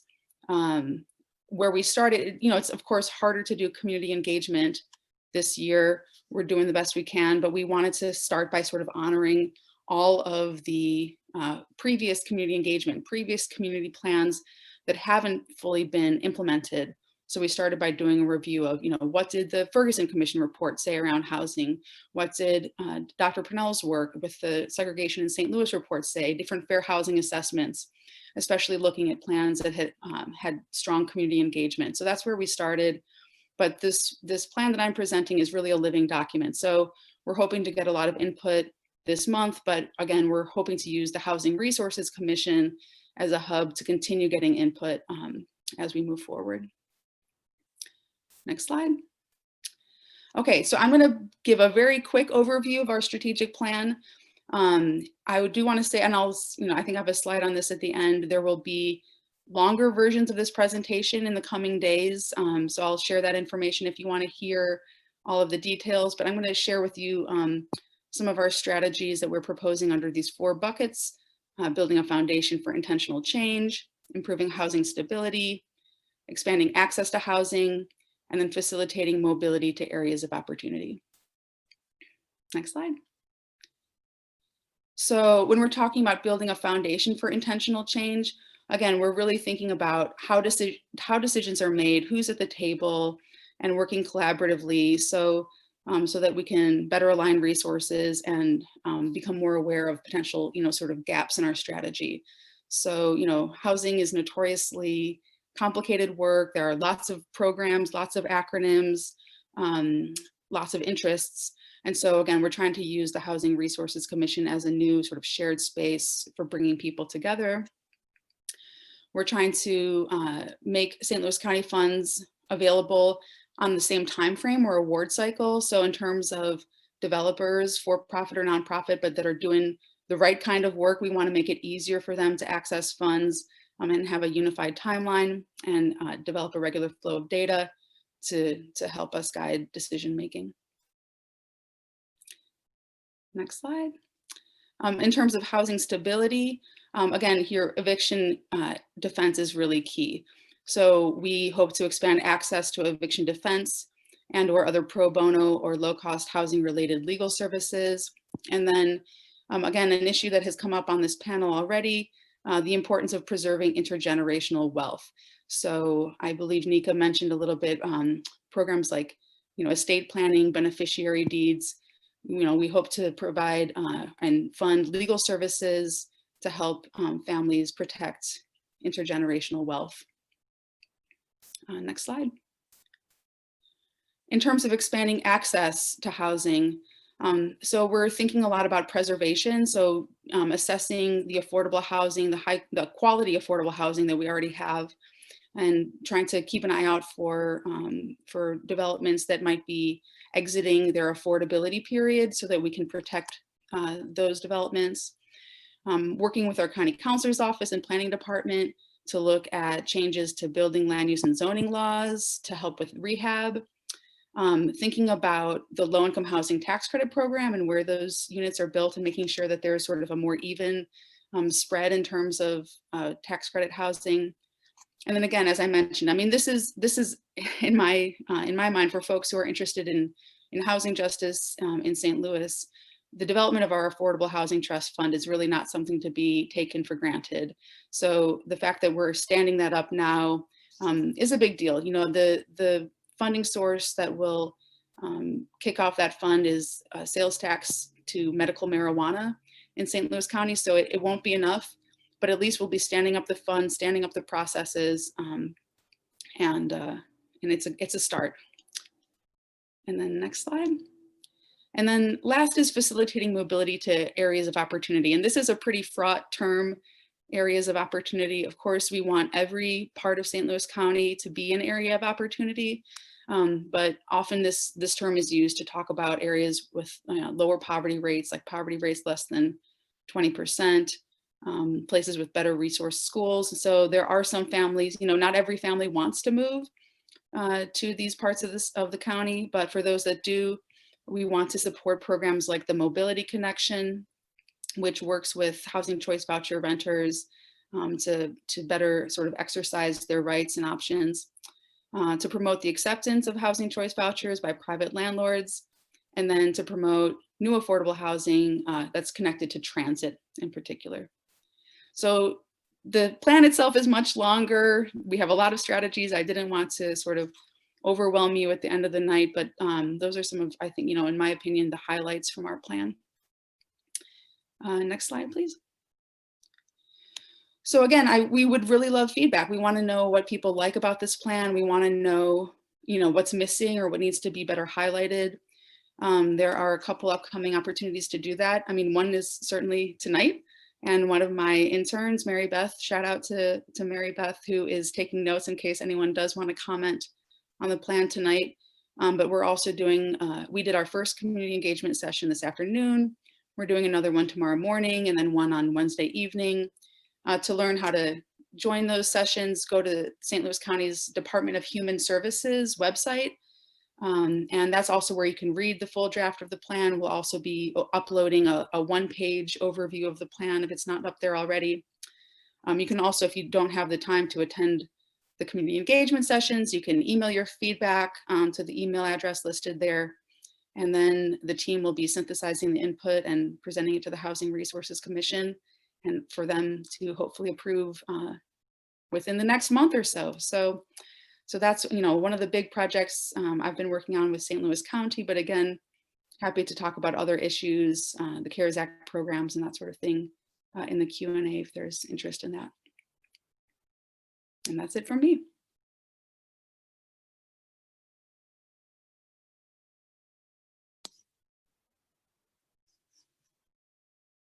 Okay.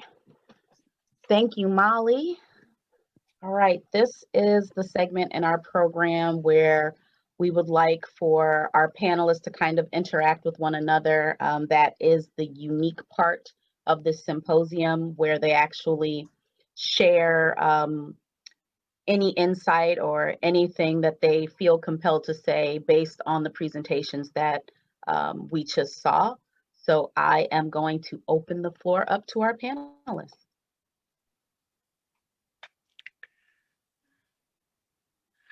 Well, hi, Will. So I had a quick question. You were talking about your the communities that were flooded. So has there been any kind of work or community engagement looking at floodplains? I mean, do most of these residents know that they are in floodplains? Have there been things put in place? I was just curious about that. Yeah, so I mean, historically and most recently, the city of the residents of Centerville understand that they are in what is called the American Bottoms floodplain. The issue is, though, that their waters, their house is not just underwater, it's underwater. It's underwater. And I so hear they can't you. go anywhere. Yeah, they can't go anywhere. And they can't get with, even if their houses are paid off, they can't get, the kind of value out of the house to go anywhere. And so many of them have made significant investments in the homes that they have for it to be livable. And the water, of course, takes that away. And then they do what they can to break the bank to get it back, because that's the only place they have to go. And of course, that also puts them in debt and puts them at the edge of their resources when it comes to their insurance deductibles. And, they can't make one more claim. And so they're just kind of pressed against the wall. And so, but yeah, they definitely understand that. But it's not just Centerville. Washington Park is in the American Bottoms. I think it goes as far as all the way up to past Goose Hill. I call it Goose Hill, but that's like right off the highway. But pretty much so, that American Bottoms extends pretty far, all the way to what's the name of the town? I cannot think of it, but it goes a long way as far as how many communities in the Metro East are a part of that floodplain. And many of them are in the same condition. And the reason why we're tackling it is because over the years, we have had plenty of horror stories. One of the communities, basically a lot of the people who are also older than the residents in Centerville, many of them died. And so that's the reason why you don't hear as many complaints from them. It's because more than 35% of the residents who were over 70 are no longer with us anymore. And so so you don't hear about their complaints because they died. And the people of Centerville, I'd like to have, this kind of done before I die. Yeah. There was a question, I think somebody asked a question about the health and impacts surrounding, this repeated exposures to, to sewage, right? And to water and to mold. Because I know in Baltimore, we have a similar problem. Baltimore's under consent decree for about 11 things. But one of the things we consent decree for is sewage backing up because they didn't do something right with the pipes and backing up into homes that I'm assuming are also, it's certain neighborhoods, but homes that are in certain places, and they've had, sewage, people have had it back up into their houses 3 or 4 times. Yeah. And are in their houses trying to clean up, sewage. It was a whole, the city council kind of took it on. But I just thought it was, to connect again, these connections between Baltimore, Kansas City, and St. Louis, in the ways in which, you know, like literally they kill people. Right. Them people did because Yeah. of Yeah. exposures and Exposure. like, and who's where, how are their families and the community being made whole, you know? Yeah. Yeah. Mhm.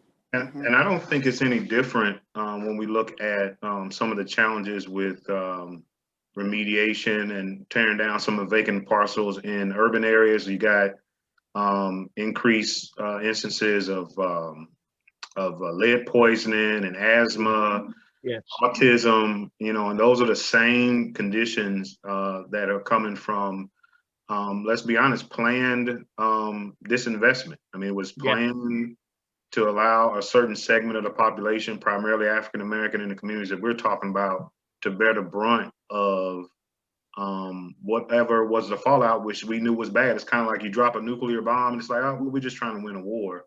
Mm. You know, but you know, if they get radiation poison, that's just collateral damage because we're moving to the suburbs, and now we're seeing this, and I'm going to borrow a term, this neo-urban colonialism. I like that, where you see this resurgence of folks back into the cities. And so now if you have this, you know, a lot, I know in our community, I don't know, Jacob and Dina, you might see this in you all's neighborhoods as well, but there's been quite a bit of blighting and structures being torn down, and you know, just the long-term ramifications behind folks who went from having a vacant parcel now to an empty parcel, and some of the challenges with you know, transferring properties to their heirs, being cited for violations when we have, you know, literally almost half of our LRA properties owned by private entities that have been allowed to run amok for 40, 50 years. You know, we're seeing some astronomical challenges around those individuals attempting just to simply pass a house, to not to pass the value. We're not talking about wealth. We're just simply talking about the physical structure. So I continue to have a roof over my head. Yeah. Having those real challenges even doing that. But that's just it's an interesting, as always we have these conversations, how our cities are so similar. Yeah. Yeah, because we even have like some challenges. The state passed some legislation that enables low-income recipients of a family home to not have to pay estate administration fees.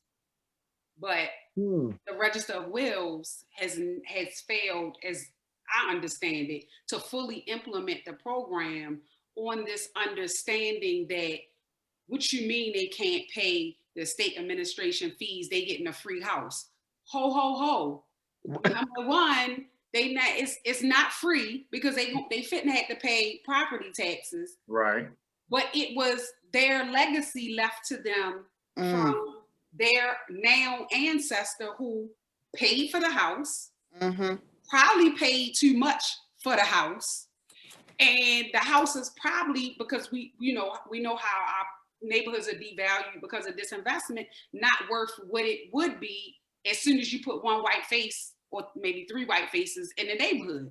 And so it's like this concept of, you know, they getting something for nothing. No, it's reparations. It's not for nothing. It's already been paid for 7, 8, 9, 11 times over.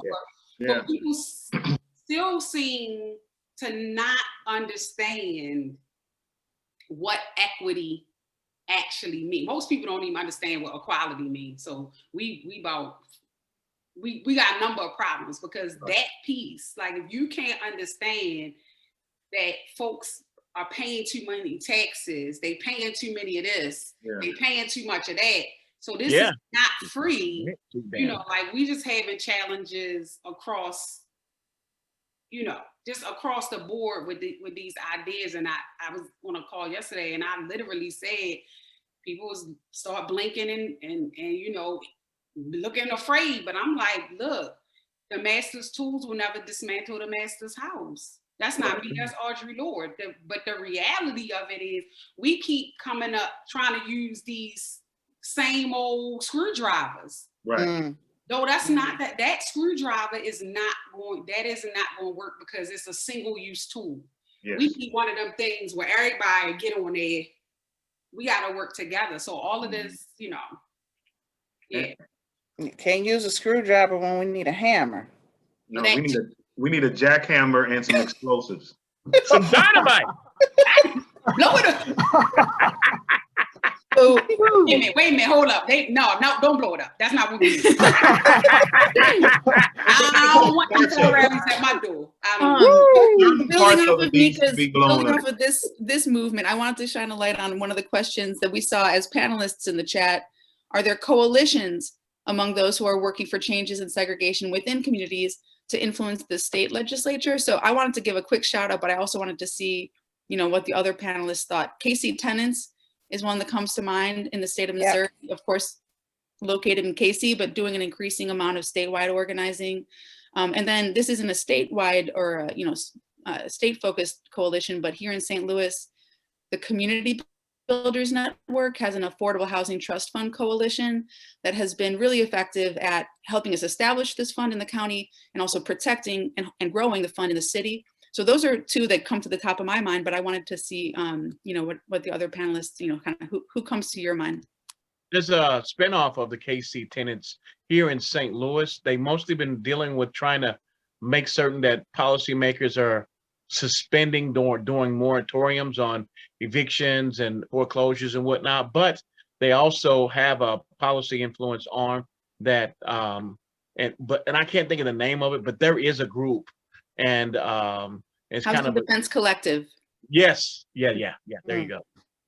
We have it was the Affordable Housing Roundtable, but now it's the Equitable. I think it's the Equitable Housing Roundtable. But basically, they were a coalition of residents and resident groups and community organizations that mobilized to produce the Affordable Housing Trust Fund that we now have in Baltimore. And they have continued and are expanding that work. They come to my mind on the organizing political level, but they're also, we have groups like Charm City Buyers and Brioxy and Black Women Build and Parity Homes that are focused on the community education and development piece, like cooperative buying and collective practice around, teaching folks the value of these legacy homes. Because a lot of times what happens is we don't see the value in our neighborhoods because we still harbor this anti-Blackness and we haven't dealt with that. And we Yes. And we believe that we don't have anything because we lazy, we shiftless, because we don't try hard enough. And so we have a lot of folks that are doing the work to really pull the thread. No, that's not why your great-great-great-grandfather who was free in Baltimore couldn't own a cart or a drag, because it was illegal under Maryland law. And then he couldn't, then there was the dock worker strike when he was trying to be a caulker. So he couldn't work there. And then he managed to, pull it together by magic and, drawing those lines all the way through contract lending and then through predatory lending and through tax sale. So people understand you do have something, your folks did try, and they keep getting a road. Ownership does not preclude exploitation. That's right. It makes it harder a little bit sometimes, but it doesn't make it go away. And so there are a lot of folks doing work around that, that piece, just really dealing with that and dealing with this idea about competition. Competition ain't the thing. We collaborate. Mm-hmm. Competition is what got us here. We don't do that. We on collaboration. And so that particular piece will help, I think, connecting all the, communities. Even this dialogue, I know every year helps me go look at something else and be like, Baltimore did that. I honestly, because Baltimore has led the way in so much of this garbage. Yeah. So much of it. And it just is amazing to me to see how it has played out in other places, almost in the exact form that it left Baltimore. Yeah. Race is my biggest export. That's terrible. Well, Terrible. I just want to, I don't want to cut you all off, but we are nearing time and I want to make sure that we get to some more of the questions. So I'm going to just start rattling some of them off. So Tyrone, this one was for you during your presentation. What is asset development in your organization? So asset development covers a number of different areas. So, you know, one of our primary tools is through education and attempting to get folks who typically don't have access to wealth building tools, whether it's connecting people with financial professionals, whether it's just educating on the merits of home ownership and how to properly build and transfer equity. We are looking at putting together some supports for some of the elders that are in the community to help them properly transition their parcels or their properties to family members. You know, it's a number of different levels when we talk about asset development. And it's not just about acquiring dollars specifically in a bank, but more making sure that the tools are there in place, whether it be educational, whether it be physical assets that we're looking to develop. And it also includes business or enterprise development. I think for a lot of what we do as an agency, we have to focus a lot more around building small and minority businesses. I think we have to make it, you know, the norm that people have not just a hustle, but an actual business that's thriving and something that can be transferred to future generations. So yeah. Thank you, Tyrone. Okay, this question is coming from the Q&A box. Minority home ownership in the United States seems to be eroded by the long-term advanced planning of new freeways, thoroughfares, eminent domain assaults, etc., at a significantly higher rate than a majority population communities. Without greater representation in all levels of government, how can this trend be overcome and reversed? Give a shout out to Reverend Black for that question because he's from Kansas City. So thank you, Reverend Black. That's right. I think that's why we focus on leadership, you know, from the ground up. Absolutely. Because it's going to take leaders who are willing to put their reputation on the line against the status quo as far as educating us about why these you know, that takes that to look at something ugly because we think that this is okay, but it's not okay. And there's a reason why, but you have to take someone down a road. You have to do it for voters. You have to do it for legislators. And it's not going to happen just by osmosis. Somebody's got to do it. And it takes someone in a leadership position to do it. Even like Cori Bush just got into, you know, she's on the line right now. She's doing a good job as far as wanting to educate, but she's already saying, you know, she gets resistance as soon as she walks into the halls of Congress. You know, she's wearing a T-shirt that says, "I am Breonna Taylor," and then they're like, "Hey, Breonna, like, well, where have you been?" Right. Like, really? Yeah. But hey, but she's doing it though. She's doing it. She's got a uphill climb, but it takes someone to put themselves on the line because you got to educate legislators and you got to educate voters and you got to educate people. Yeah, and I also think that in addition to that, like in addition to the education piece, people, and this is probably a piece of the education piece, the majority population of America has to understand that this capitalism as it is not sustainable. So all this stuff is cute. All this stuff is cute right now. But the jig is just about up. And hey. And so the same way it was cute when COVID was killing, you know, Black and brown people in New York and in California, and wasn't nobody wearing no mask in Montana. Now they looking real crazy. Right. So the same way capitalism has been strangling literally the life out of indigenous Black and other peoples of color since colonialism, you know, came into power. Oh no, it's fitting to strangle y'all too, because it is not anything based Not sustainable. system based in scarcity in that way that doesn't really exist is going to eventually strangle everybody. Like Yeah. in arrangement. This is an arrangement. And Yeah. it has come to a tipping point. Mhm. COVID, like I saw somebody say that COVID exposed basically that America is a third world country with a Gucci belt. Yeah. And I was like, Whoa. gather, There you go. right? But you can now see You can see it. a basic, Yeah. a basic Yeah. virus. This ain't super spreading. It isn't super, like it isn't the super bug for real. Right. But No, you're right. because we have a trash food system that has been allowed so that big agriculture can make money, because Yep. we have a trash healthcare system that has Trash. been allowed to let people get sick so Yeah. some can make some money on some drugs. Now we see, Trash. and it caused a shutdown that killed small businesses, right? 41% of Black businesses, according to the Stanford Institute, have closed post-COVID.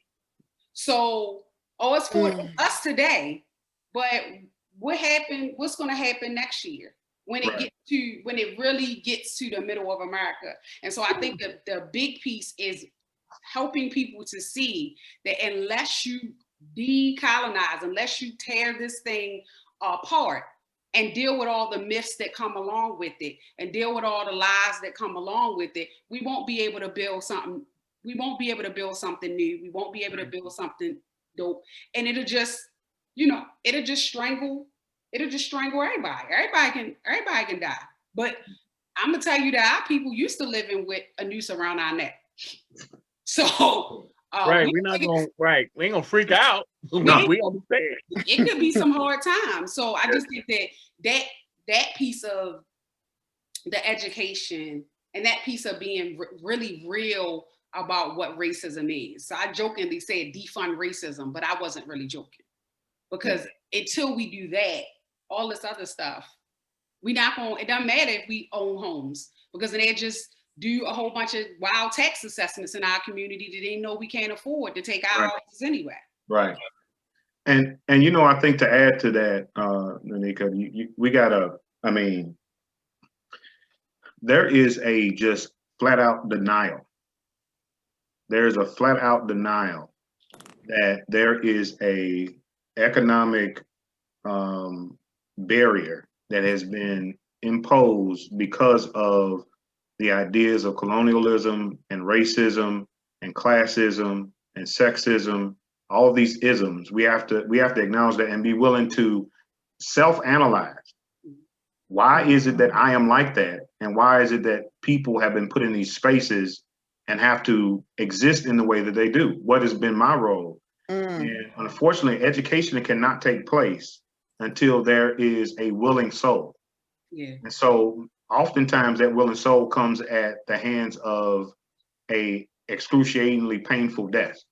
Yeah. And then when you're ready to, maybe I should have thought about, when we implemented many of the practices of Willie Lynch as we were bringing the slaves over, how would that impact, or maybe that's still impacting lives today? Or if we concentrated poverty, not because we were trying to build affordable housing, but just simply because we didn't want to be around Black folk, I wonder how would that play out in the future? And as redlining was implemented, let's produce the red lines, but let's also make sure that we suck all of the financial resources out of the community by renting houses to those same individuals and not putting any investment back into the neighborhoods.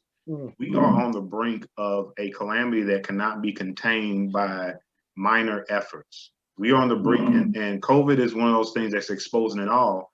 And I do believe, just like some before us have discovered, that it's not just solely about Black and white. It is really about resources and control of assets and land. Absolutely. And if once we come to that realization that that's what it's about, and it's based on the principle of scarcity that has been embedded in the psyche of many folks from 10,000 years of an ice age that happened a long time ago, that we believe that there is just this fixed finite amount of resources and we cannot share, and that I can be a multi-billionaire and it's normal. Right. Take and not ever have to worry about contributing to the system. Mhm. To support those who may or may not have the same access and resources and knowledge, or even desire for that matter. You know, Yeah. if we're more responsible stewards of the resources that we are given, Right. we don't have that. And colonialism, unfortunately, is the core of that thought. You know, Right. until we dismantle that, until we really remove those barriers, we can do all the studies we want to do. We can invest the few dollars we want to invest, but until we attack the psyche of the mind that created this system, we will be talking about this topic like our ancestors did back in the 50s and 60s. There's plenty of information that we can Google now on YouTube. If we want to see Marcus Garvey tackling the same issue, we can talk about Marcus Garvey. If we want to talk about some of Martin Luther King, when he realized that the economic conditions are really affecting not just Black folk, but poor white folk. Right. For white people. And that's why he was killed. And there was a planned assassination of Martin Luther King. And we have to dismantle all these romantic ideas of what we've created as a country. We are great as a nation. I do believe that. I think America is one of the greatest nations on this earth. In spite of itself. In spite of itself. But we do have to really come to terms with what we created and be willing to be a participant in shifting the game to where when I pass go, you don't always collect my $200. Yeah. Well, There you go. Well, on practical that note, interruption. Oh, On that note, on that note, Tyrone Turner with the mic drop on. Just Woof. first and foremost, I want to thank our virtual visitors for sticking this out. I know some of you have, you've joined us for the past 3 years, and we greatly appreciate your attendance. I want to thank our visitors that are in Kansas City, that are in Baltimore, and of course, our home base here in St. Louis. Thank you so much. Before we close out and before I do my last bit of housekeeping, I would like to go around and just get final thoughts from each of our panelists. So Molly, we'll start with you. Oh, you didn't give me a lot of time to prepare. I just want to add my gratitude, and one of the things in our strategic plan at St. Louis County that I didn't highlight is that the county executive's office has talked about creating sort of an innovation hub to talk about, what's not in our plan, right? And I'm thinking, as you guys are talking about that, the Audre Lorde quote about the master's tools, we do want to be continuing to learn from other cities and other regions about, what we need to do better. So I guess what I just want to say to my fellow panelists is that I'm going to be in touch with you. I just want to say thanks to everybody, and thanks again, Shakia. Welcome. We'll mix it up. Dina. Right. Well, it's been great being on with you all. Thank you so much for this opportunity. And, like we talked about, the answers, we have folks in the community that have the answers. We have people that are experts in their communities. And I think it's always important that we provide that platform, that we lift them up, that we give them the opportunity to address these issues because, hey, they have the answers. They know. And we're very supportive of that. And sounds like you all are too. So, those are my last words. Power to the people. Power to the people. Thank you, Dina. Okay, Jacob. well, it's great to see everybody again. It was great to see everyone last year in St. Louis, had such an amazing time. And it's good to see everyone. And it sounds like everyone has been doing some amazing work this year, despite all of the challenges. And it has been certainly a record year in terms of challenges. So I'm just so happy to see everybody and hear about all the work you're doing in your cities. I'm very thankful to be part of this team. And I look forward to bringing this symposium to the other side of the state sometime. Y'all can come to Kansas City. All right. So we'll figure that out. Yeah. We'll figure that out. We will figure that out. Will. How can we have peace in the Middle East if it's not at home? How can we have understanding in our land if there's none in the woman, and there's none in the man, how can we heal the wounds of the world if we cannot heal our own? And where does this peace on earth begin, if not in our homes? That's what I got to say.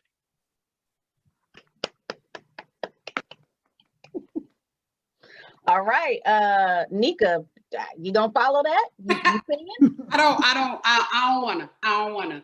But I'll just say that, you know, I don't say thank you a lot because I hate when people do 50-11 thanks in meetings and stuff. But I really do appreciate what each of you bring to the table. And I'm really hoping we got a new mayor in Baltimore and a lot of new city council people, new comptroller. And we are really trying to, I'm really, and a lot of activists are really trying to engage with them so that we can set the model for decolonization, defunding racism, because Baltimore is the epicenter for that. But Baltimore has also been the epicenter for Black resistance to racial injustice from the very beginning. And so we want to make sure that we are creating a framework for how we can move forward collectively and collaboratively. Unika. All right, Tyrone, what say you? Man, you all are it's just amazing to be connected with such a awesome group and seeing all the work. And Shakia, thank you for even having the foresight to pull this thing together. This is important that we have these dialogues and we talk about it. And for those who need Will to perform at their next event, please contact me at, I'm just joking. But you know, I'm always going to lead with a challenge to everybody that's there. You know, we've come a long way in so many different areas, in so many different ways, and I think that you know, the more we become okay with everybody being who they are as a person, and empowering people to take control and give them the resources to implement it. One of the things that I hope that we don't continue the practice of is, you know, re-exposing trauma and not giving people the tools to handle the trauma that you continue to re-expose them to. Let's move in a collaborative way. I see so much and I hear so much collaboration.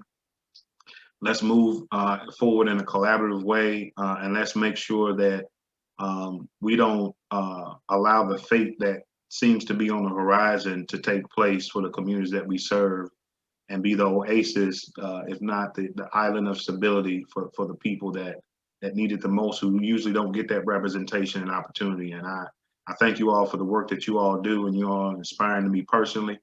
And I'm excited to see what comes out the next time. Wonderful. Thank you so much, Tyrone. I just want to thank each and every one of you from the bottom of my heart for answering the call. We had this crazy idea and you all just rolled with it. And each year we just keep getting better. And even though we can't be together physically, I hope that our visitors felt the impact. The energy is always high with this group, and you definitely make my work enjoyable. So again, from the bottom of my heart, I thank you. Hopefully next year we will add another city. We are not sure which city we will add. Oh, watch out. Stay tuned for that. Face. You know, it's sister cities, so we're going to keep adding cities so we have our own collaborative and our own pool to work with, so we can make sure that this necessary work is being done. So to all of our visitors, if you are interested in supporting MHS through a membership, we would be ever so grateful for you to do that. I will post the link, or you could visit us at www.mhs.org, and you can find more information there. Also, once you opened this Zoom meeting, another browser should have opened, and that is our Kobo toolbox. We would appreciate it if you take the survey. Let us know what you thought about tonight's program. And please do keep in mind that this is normally a 2-day symposium. So we normally split all of this up, and I know it may feel like it was lengthy, but we tried to condense everything so we did not have to do a 2-day Zoom meeting. That is excruciating. So thank you all for joining us. Please support us, visit our website, and support us with future programming. This is my last program for 2020. So I will see you all in 2021. Everyone have a wonderful weekend, and thank you to all of our panelists. Good night, everyone. Good night. Y'all stay safe, be safe. Be safe out there. Absolutely. Good night.